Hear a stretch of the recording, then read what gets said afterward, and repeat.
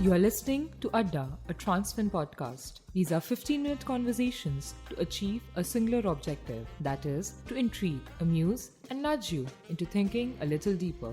Also listen in for some riveting icebreakers. Do subscribe on Apple Podcasts, Spotify, and Google to get that nice little notification every time an episode goes live.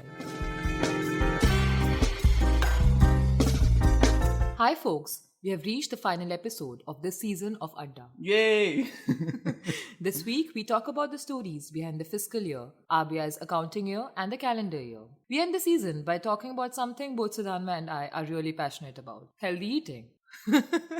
Also, folks, don't forget to tune in on Saturday, 22nd February at 12:30 p.m. for Transfin's first virtual seminar. Mark the date. Mark the date on investing essentials. Find link in description below if you haven't signed up already. Hi Sudhanva, what's up? Hey Simi, what's up? How do you feel? It's our final episode of this season. Yeah, a little nostalgic. It's been why would you feel nostalgic? It's already past us. Oh, that's why you feel nostalgic, of course. Yeah, it's been a great run. Yeah, yeah. I think have- we've come a long way. We've also received that kind of compliment of late. Like now they're getting really into the mood. That sounds very wrong, but okay, fine. Okay. Yeah. I mean, it's been quite a very interesting run. I have learned a lot, and I hope that you can say the same thing. Yes, yes, we have. Right. Yeah. So what are we talking about today? Well, Simi, I want to talk about tongue twisters. Tongue twisters. Yes, for example, which is my favorite one? Do you ask? I don't know. We were doing some stupid ones in office the other day. Yeah. Betty. Yes, Betty Simi. butter. Betty bought some butter, but she said this butter's bitter. Butter will make my butter better. So Oh she bought some my better God. butter. Okay, fine, I'll stop. Dude. What about you, Sami? Like- Which is your You're favorite? fumbling all the time during the podcast, but this you say absolutely perfectly. Wow. That really Bravo. hurt me. It's our final episode. At least cut me some slack now. At least. I would. We will save it for the next episode or next season though. Sure. Can't wait for it. Yeah. No, on a serious note, what are we talking about? Well, Simi. So the RBI has said that it will shift its accounting year and sync it with the fiscal year. Okay. Do you know what the RBI's accounting year is? How's the accounting year different from the fiscal year to begin with? Yes. But the thing is, do you know what the RBI's accounting year is though? No, I don't. So it's from July to June, while the fiscal year is of course from March to April to March. Yeah, April to March. Sorry. Yeah. So the RBI being the super regulator of all the banks in India, so at the end of each fiscal year, all the banks have to give their financial data, right? Right. And then after this, the RBI takes around let's say 3 months time to analyze all this data for its own accounting annual report, right? And Simi, so of course April plus 3 months is July. Yes, exactly, Simi. And that is why the RBI's accounting year begins in July and not April. Right. But Simi, think about it. Why does the fiscal year even, go from April to March? Do you know why? I don't know, some British thing. Very true, actually. So the answer to that, for that we have to go back to 12th century Europe. Wow. Come on, history is amazing. Okay. And then back then, so basically the common norm was that the year always began on March 25th. The year as in the calendar year or the Yes, the calendar, right? yes. Yeah. But do you know why it was March 25th? Because that was exactly 9 months before Christmas. Okay. So basically that was the date Oh. when Mother Mary was supposed to have been blessed by the divine pregnancy of Christ, right? Why are you laughing? That Simi? can be very scandalous thing to say, Sudhanva. Why? I don't know. Yeah, divine conception. Yeah, right. And then so basically, under the aegis of the church, that particular date was seen as the beginning of the year, right? But then came in the 15th century, the Catholic Church said we need one formal calendar for all of us, Right. and that's when the Pope, who was Pope Gregory, he came up with what is called today the Gregorian calendar. Oh, okay, Yes, okay. and basically, and in this, the year began on Jan 1st and ended in December, December. right? But that wasn't the end, of course. The UK, which at that time was Protestant, it was very, it was not very happy with what the Pope did. Right. So, like, I mean, it took them quite a few years to come on board. But then, even then, they said, fine, we will follow your calendar year, but at the same time, we will keep our fiscal year as the same as it was earlier followed, which was April to March. Right.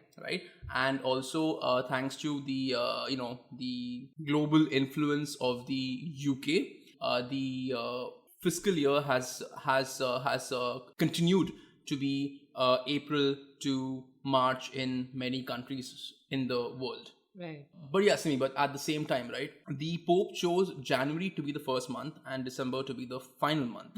So let's take one step back further and ask, why was this so? Do you know why? No. So for the answer to this, we have to go back to the 1st century BCE. Wow, that's a whole lot of history in a podcast. Loving it. I love it. So Yes. nerdy, Sudharma. Just like you, bro. You just called me a nerd. I love that. Thank you.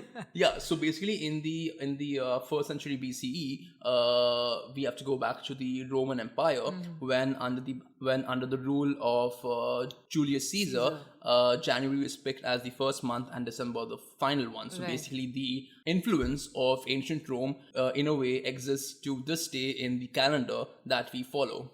It's a little fascinating how the Pope himself chose not a date which like kind of aligns itself with Christmas, but something which would align itself with Julius Caesar. But it almost does, right? Because even in the 12th century, the beginning of the year wasn't particularly only the 25th of March, but then in general, taken to be the beginning of April. Okay. April, right? Got it. And then even after the Pope's change, Right.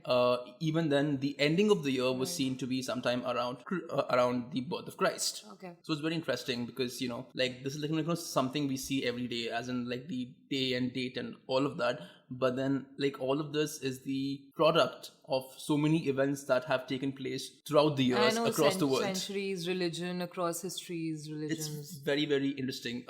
In fact, I think in the 17th century or the 18th century, when some countries like the US and all and the UK, they finally said, okay, fine, we will follow the Pope's new calendar. Right. The date changed to around there was a difference of about 12 days time. Yes. And at that time, do you know Benjamin Franklin? Yeah. So The apparently, president then? I don't think he ever was president. I think he was vice president. I'm not sure, but yeah, at the time he was the ambassador to Paris, I guess. Okay. Right, and apparently he had said that I am a very big fan of this change because for an old man like me to go to bed on September 2nd and wake up on September 14th, it's a very nice thing to have. Lol. Yeah. Nice. Yeah, so like that was just like a bit of a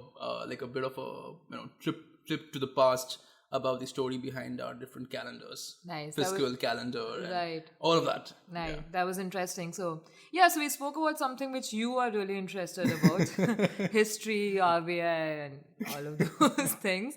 Now we can just move on to talk about something which we both are interested in. What is that? I don't know, fitness, healthy eating. But hang on, you eat junk food all the time. I've seen you gobble junk food 24/7. Come on, I try to eat healthy, fine. Try it's harder. difficult. I am trying harder, Sudharma. It is very difficult, right? Okay, yeah, right. that's true. So, and precisely why we'll today looking at Google, the tech giant, and how it has kind of, I would say, perfected the model of having its employees eat healthy. Okay, so is it asking its employees to only eat greens and all those things? Not really. So, just stepping back a little here, and so you must have heard about this 5-a-day initiative in countries like US, UK, and France. No, I haven't. Okay, so it's like it's a kind of initiative where these countries are encouraging their citizens to eat at least 5 fruits and vegetables per day. Per day. Per Okay. day, right, Okay. right, yeah. But how though? I mean, how are they going to It's ensure just that happens? no, it's just an initiative, like the save Okay, that's an water, issue. save Oh, environment. okay, okay, it's fine. not like Okay. it's there's no monetary incentive Okay. behind it, but it's just encouraging their, because I mean these countries, especially like US and France, they've been associated with high rising cases of obesity. Oh, yeah. Right, a lot of junk happening there. So so these initiatives have been rolled out since couple of years, but as data suggests, none of them have really been able to actually say push people towards eating healthy, right? Obesity is like still going up. It's a huge problem, like obesity, and with obesity, obviously there's hypertension, high BP, diabetes, and it's just it's a deadly concoction there, right? Yeah. But yeah, I mean, in spite of the government kind of encouraging or pushing its citizens to eat healthy, it's not really been the case. So I mean, a very obvious insight from the entire case was that you can't really push people to do something, right? You can't force them. So a better alternative, which was suggested by the Nobel Prize winner Richard Thaler, he won the economics Behavioral economist, yeah. economist, right? He won the Nobel Prize, yeah. Last, I think it was last year, right? Last year. Yeah. So he kind of introduced the concept of a nudge, which is like making some kind of changes to the architecture, which would just altering the environment to make the entire to make an act more favorable, right? It's not like I'm asking you not to eat this, but rather I'm putting across a healthier alternative as a more appealing or attractive alternative, right? Okay, so basically the illusion of choice. Illusion of choice, yes, correct. So, I mean, in some ways, how Google is kind of doing this is, first and foremost, Google always had this policy of giving free food to its employees. So, oh, wow. Yeah. That'd be great. Sounds nice, right? I'm just dreaming about it. Okay, that's nice. Yeah, nice. Like, so did you dream of like elaborate buffets, pastas, all of those things, or? Yeah, like I'm thinking like everything from pizzas to sandwiches to. That's the catch, bro. They're not doing that. They're doing it in a healthy way. So I'm only given options of healthy food. You are given not really. So you're given the healthier items are placed in a very lucrative manner. So I'll just walk through some of the very interesting ideas that they've picked up. So one of them are if there's a buffet line, the plates. To begin with, they're a smaller size. So a usual size would be around 12 inches, but Google gives sizes of around 8 to 10 inches. Okay. And they also begin the buffet with vegetables and fruits and all of that. The desserts and the unhealthy stuff like chocolate tarts, sneakerdoodles, all of them are just kept at the very end. Okay. So by the time you've already picked up so many stuff, which happens to us at Indian weddings, happens with me all the time. And I kind of made so much fun of because I just keep toppling everything on top. Well, there's a trick, right? What? You actually, you go to the end of, you go to the end of the line first. You first add all that food and then you come back to all the healthier alternatives. Of course, like some mischievous people like you would think about that. But then again, it's just... I thought it was common knowledge. No, it's kind of understood that when you have to walk all the way and if you're like really famished, you really want to pick up the first thing which you can eat, right? It's very... It's the healthy option. Fine. Right. So it's just the most obvious way. Obviously, exceptions are there, Sudhanva. Come on. Like... Thank God. I'm really sorry for your mom. She must have struggled having you to eat healthy, right? Hey, mom. Hope you're listening. I'm sure she is, right? So just very basic things like that. Also, a very innovative thing again was, so usually in offices, you'll see the coffee machine and right next to it, you'll see the snack kind of dispenser or vending machine. And it'll have mostly packaged foods and all of that. Now, what they did is, near the coffee machine, they just kept the fresh fruits, just putting it in a very lucrative, nice fashion, like nicely cut and all of that. And snacks were just moved farther away from the coffee machine. Okay. So around like, instead of the usual 6.5 feet, which is, I think, nearby your height, FYI, like the snack table was placed like 17 feet away. Okay. Right? And so it's a longer walk. Yeah, longer walk, and people are generally so lazy. It actually reduced the likelihood of people snacking by as much as 23% for men. My God. And 17% for women. That's the statistics, right? So just very, very little things. Also, like couple of things like in the refrigerators, all the sugary drinks would be kept right at the bottom and with frosted exteriors and covers, and covers, but the fruits, vegetables, yogurts, the good stuff was all kept right in the open and like upwards.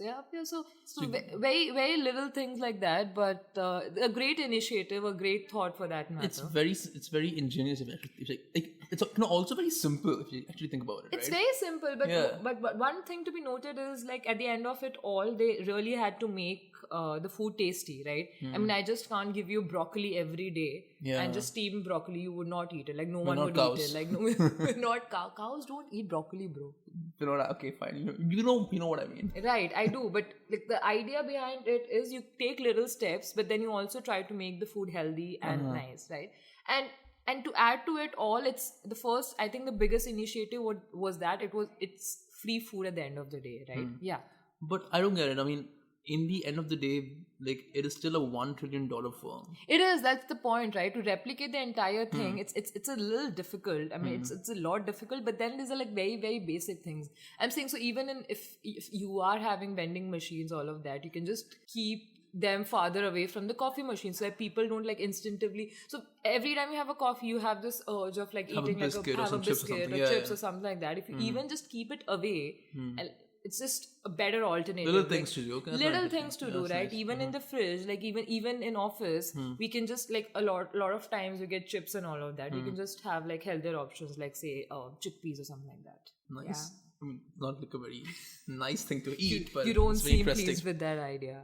Please don't tell this to Sharat or Nikhil. No, I don't know. Sharat does eat healthy a lot. Like I've seen him order salads. Oh yeah, that is true. I think we need to catch up on that. We did claim that this was a favored topic, but I think at the end of it, we didn't. You did. It's a very big difference. Yeah, I'm trying really hard, Sudhanu. Would help. It's very nice. Anyways, I mean, I had fun. Do you have anything else in mind?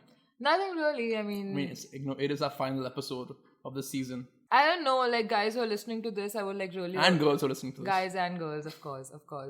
Listening to this would really urge you all to go back and like look up our previous episodes if you have missed any of them. Just listen in, send in your comments. We just if you have any like tips or like any feedback per se, please feel free to get back to us. Yeah, sure. And hopefully we'll be back super soon. Yeah. As soon as we can. Healthier, fitter, with more knowledge of history and RBI and other things. Yeah, and do not forget the source, the origin of your calendar year and your fiscal year and your accounting years. Yes, sure, Sudanna. Bye, guys. Bye, guys. That's all for today, folks. Thank you for listening in. Do subscribe to our podcast on Apple Podcasts, Spotify, and Google. See you soon.